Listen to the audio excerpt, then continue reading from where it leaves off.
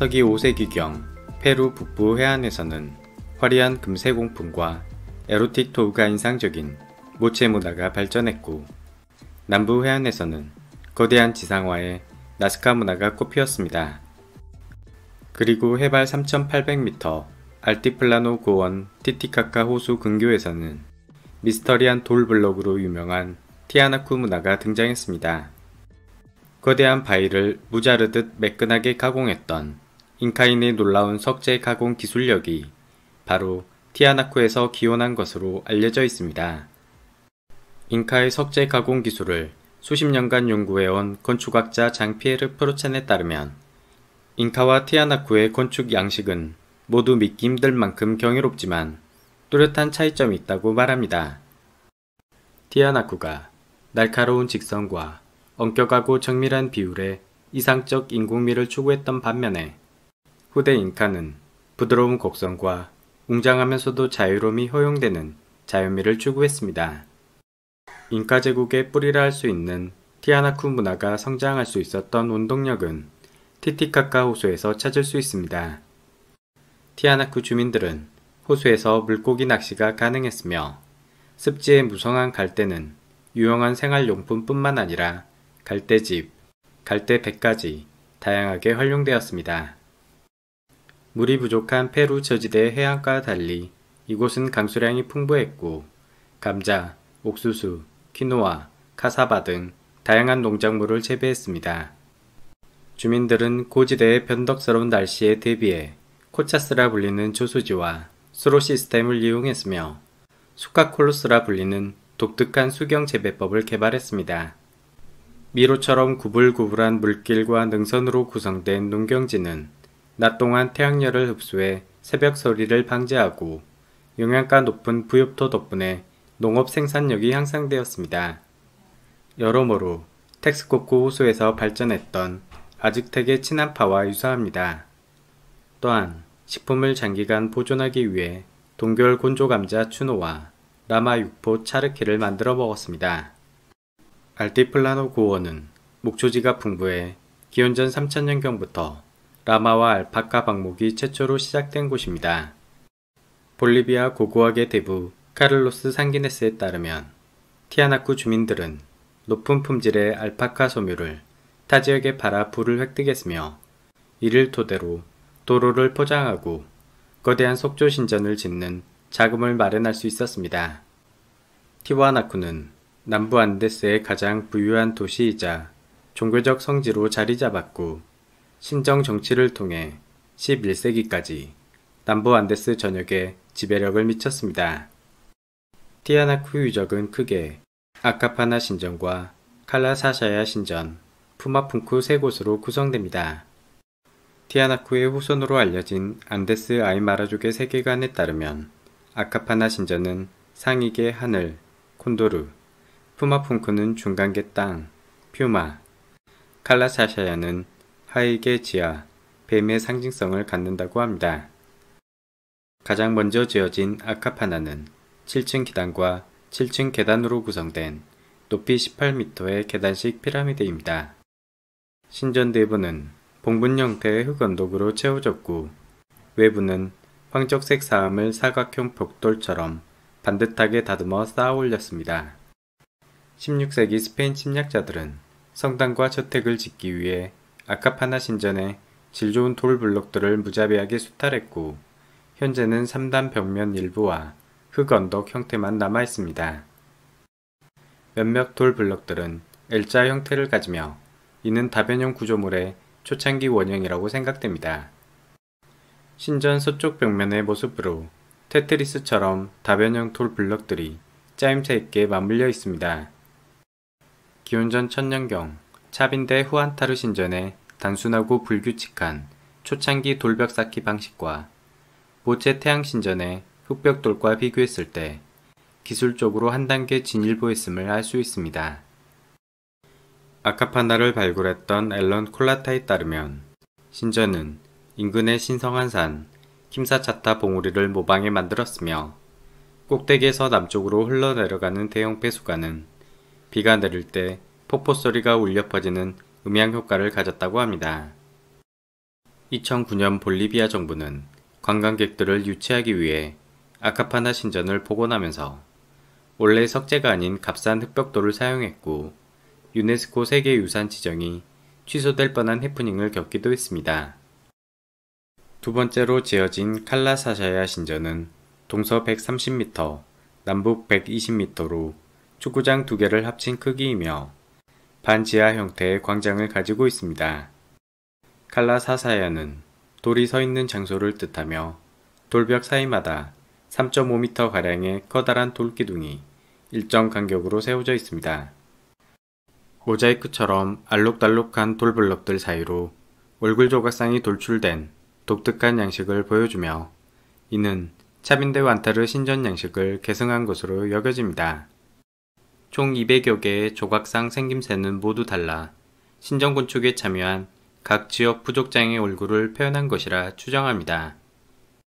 신전의 동쪽 쪽문은 춘추분 일출 방향을, 남동쪽 모서리는 하진날, 북동쪽 모서리는 동짓날 일출을 향하도록 설계되어 있습니다. 신전의 북서쪽에는 티아나쿠 문화를 대표하는 중요 상징물인 태양의 문이 위치합니다. 태양의 문은 높이 3m에 무게 10톤으로 거대한 단일 안산암 덩어리를 매끈하고 정교하게 깎아 만든 걸작품입니다. 중앙에는 세계를 창조한 비라코차 신이 양손에 번개 지팡이를 움켜쥐고 있고 그 주변에는 날개 달린 48명의 하급신들이 배치되어 있습니다.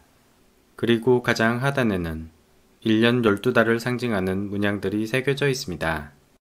잉카 신화에 따르면 창조주 비라코차는 티티카카 호수에서 솟아올라 태양과 달을 만들었고 최초의 인류인 거인족을 창조했습니다. 하지만 거인족에게 실망한 그는 대홍수를 일으켜 거인족을 몰살시키고 돌로 만들었습니다. 비라코차는 호수의 조약돌로 두 번째 인류를 창조했고 언어와 문명을 전수해 주었습니다. 그는 자신이 창조한 인간들이 오만함에 빠져 결국 멸망의 늪으로 빠질 것을 애원하며 슬픔의 눈물을 흘립니다. 비라코차의 쌍지팡이 문양과 눈물은 이미 기원전 2000년 전 카스마 세친 유적에서부터 시작된 종교적 도상입니다. 태양의 문 뒤편 기둥에는 다른 석재를 끼워 넣기 위한 깊은 홈이 관찰되어 다른 구조물과 연결되는 복잡한 형태였을 가능성이 높습니다. 비라코차의 모습이 동일하게 새겨져 있는 탁자형 제단입니다. 거대한 난산암의 서편 돌벽으로 묵직하고 웅장함이 신의 권위를 과시하는 듯합니다. 신전 너머 언덕에는 단순한 디귿자 형태의 달의 문이 홀로 서 있습니다. 과거 사원에는 여러 종류의 문들이 방위별로 각 명과 모서리마다 배치되었을 것입니다. 반지하 광장에는 수염난 남성과 뱀의 문양이 새겨진 작은 석주 3기가 위치하는데 원래는 남미에서 가장 거대한 파차마마 석상이 광장 한가운데를 장식했었습니다. 파차마마란 대지의 어머니 신을 뜻하며 높이 7.5m, 무게 20톤의 파차마마 석상은 티아나쿠 박물관 안에 전시되고 있습니다. 동쪽 쪽문 입구에는 절반 크기의 폰세 석상이 파차마마 석상을 마주보도록 배치되어 있습니다. 이곳의 석상들은 모두 두 손에 정체불명 도구를 들고 있는데 외계인 추종자들은 돌을 자르는 데 사용했던 레이저검 손잡이라고 주장합니다. 하지만 학자들에 따르면 오른손에 들고 있는 것은 담배나 환각제를 태우던 납작한 판의 스너프 태블릿이란 도구이고 왼손에 들고 있는 것은 옥수수술 치차를 담기 위한 텀블러 형태의 캐로 술잔이라고 말합니다. 신전 벽과 바닥에는 많은 수의 배수관이 설치되어 있어 저는 이곳이 과거 티티카카 호수를 재현하기 위해 물이 차있던 침수 신전이었을 것이라 추정합니다. 2013년 옥스포드 대학원생 클리스토프 델라어는 티티카카 호수에서 곡물로 받쳐진 티아나쿠의 유물들을 발견하는 큰 성과를 거두었습니다. 퓨마 머리의 세라믹 향로, 금판 장식품, 안산암 돌상자, 그리고 안에는 분홍색 조개 껍질의 귀여운 라마 조각상과 금발찌가 들어있었습니다. 다음은 가장 마지막에 건축되었고 가장 압도적인 석재 가공 기술력을 자랑하는 티아나쿠의 미스터리 유적 푸마푼쿠입니다. 푸마푼쿠는 퓨마의 문을 뜻하며 4개의 플랫폼이 배열된 가로 167m, 세로 116m, 높이 5m의 석재 신전으로 추정합니다. 16세기 스페인 정복자 페드로 시에자의 기록에 따르면 푸마푼쿠 사원은 커다란 단일 암석 출입구와 아름다운 돌벽으로 장식된 경이로운 석재 건축물로 묘사되어 있습니다. 이후 수세기 동안 푸마푼쿠는 철저하게 수탈되어 망가졌고 현재 우리는 어지럽게 방치된 157개의 돌블록만을 확인할 수 있습니다. 그럼에도 불구하고 남아있는 돌블록 하나하나가 모두 탄성을 자아낼 만큼 경이로운 정밀도와 완성도를 가지고 있어 푸마푼쿠는 미스터리 유적으로 전세계적 유명세를 얻게 됩니다. 20세기 초 티아나쿠를 조사했던 탐험가 아서 포난스키는 건축물의 천문학적 정렬상 이곳이 1만 5천년 전 유적이라고 주장했습니다. 초고대 문명설의 대표 작가 그레이엄 행콕은 포난스키의 견해를 이어받아 푸마푼쿠의 돌블록이 대용수의 파멸 이전에 존재했던 초고대 문명의 증거라고 주장합니다.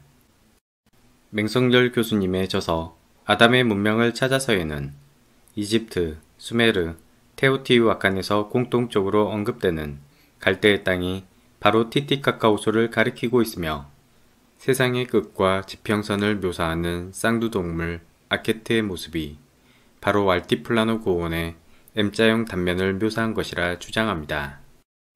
초고대 순다랜드의 개척자들은 광산 개발을 위해 광물이 풍부한 알티플라노 고원까지 진출했고 티아나쿠에서 아메리카 최초의 초고대 문명이 꽃피었다는 것입니다.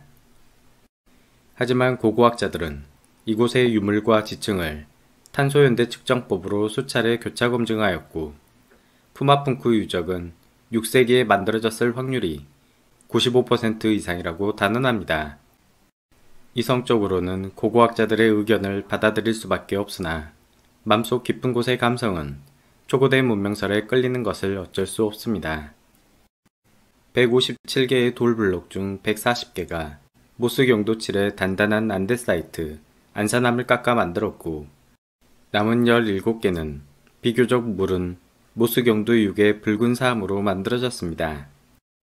바닥에 깔려있는 가장 커다란 단일 사암의 판석형 플랫폼은 무려 길이 39m, 무게 131톤에 이르며 스톤헨지의 가장 커다란 35톤 남석보다 3.7배나 무겁습니다. 이 거대한 판석은 10km 떨어진 남쪽 킴사차타산에서 채석해서 끌고 온 것으로 확인되었습니다. 판석 위에는 돌벽이 세워졌던 흔적으로 보이는 얕은 홈들이 파여있고 펜과 같은 문양이 새겨져 있습니다. 콘크리트 빛깔의 안산암은 멀리 62km 떨어진 세로 칼바리오에서 채석되었습니다. 다중 격자무늬, 완벽한 직각으로 패여진 홈, 정확한 비례의 돌블록은 티아나쿠인들이 수학과 기하학에 대한 높은 지식과 표준화된 측정 기준을 가지고 있었음을 보여줍니다.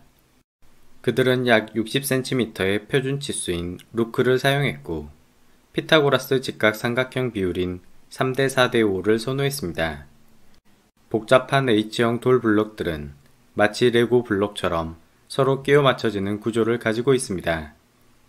엔지니어 크리스토퍼 둔에 따르면 H형 돌블록은 도브테일 형태로 파여 있으며 이곳 홈에 경첩 구조물을 삽입하면 열고 닫히는 대문을 만들 수 있다고 주장합니다. 2018년 브라니 교수가 이끄는 UCLA 연구팀은 푸마푼쿠 신전의 본 모습을 찾기 위하여 3D 프린팅 미니어처 기법을 사용해 157개의 돌 블록들을 입체적으로 재조합시켰습니다. 이는 반 이상 분실되고 남은 레고 조각들을 가지고 설명서 없이 성을 완성시키는 것과 같은 어려운 작업입니다. 연구팀이 재구성한 푸마푼쿠 신전의 모습은 전례를 찾기 힘들 만큼 정교하고 세련된 건축 양식을 보여줍니다. 만약 이게 사실이라면 푸마푼쿠를 기획했던 고대의 설계자는 입체 공간각에 있어 천재였음이 분명합니다. 비라꽃 자신이 티티카카호수에서 세계를 창조했던 과정을 재현하기 위해 당시의 모든 역량을 쏟아부은 결과물이 바로 푸마푼코가 아니었을지 생각해봅니다. 다음 영상은 고대의 석재 가공법에 관한 주제로 좀 더 자세히 살펴보겠습니다. 끝까지 시청해주셔서 감사합니다.